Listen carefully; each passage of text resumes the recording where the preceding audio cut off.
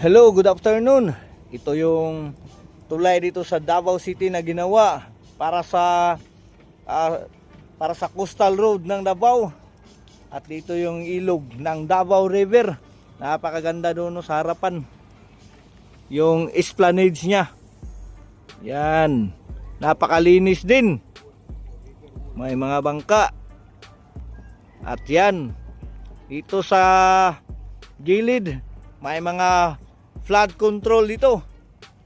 Ito yung concrete na ginawa, tsaka may mga bato. So hindi to basta-basta matitibag.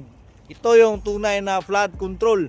Kasi pag babaha dito, hindi ito magigiba talaga. Tapos hindi na din makakaabot dito.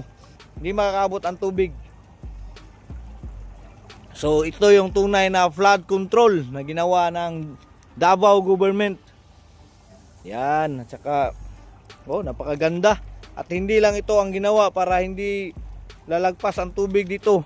Pero hindi pa kasi pinapasyalan ng mga tao. Pero kahit hindi pinapasyalan, mayroon din pwedeng pasyalan dito. So ito yun. Ito ang tunay na flood control.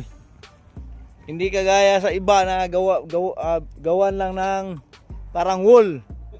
Tapos wala na, madaanan na tubig, bagsak na. At ito, pwede ka pang magpasyal dito. Maglakad-lakad, pero actually marami pang hindi ito open for public kasi ginawa talaga to para maganda talaga yung dito sa Davao City. Kahit dito sa tabing ilog, maganda ang paligid niya. So tingnan mo, napakaganda. Pwedeng pasyalan. May mga ilaw pa na mga solar lights. At yan dito ito sa tabi ng dagat din. Yung tulay na yun yung nag-attach ng Coastal Road doon sa Times Beach hanggang sa Boulevard sa Barangay 76-A. Pero hindi pa yan nabuksan sa publiko kasi kasalukuyan pang ginagawa ang tulay.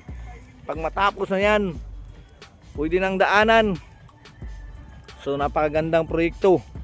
At yan ay proyekto ni Pangulong Duterte dati.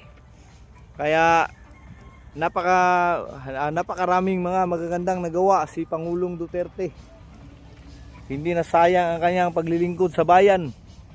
Meron talaga tayong magkita at nagagamit ng mga taong bayan. Nagagamit ng publiko. May silbi talaga sa buhay ng ating mamamayan.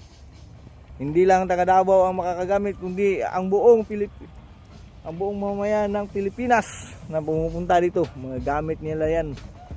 So hanggang dito na lang. Maraming salamat.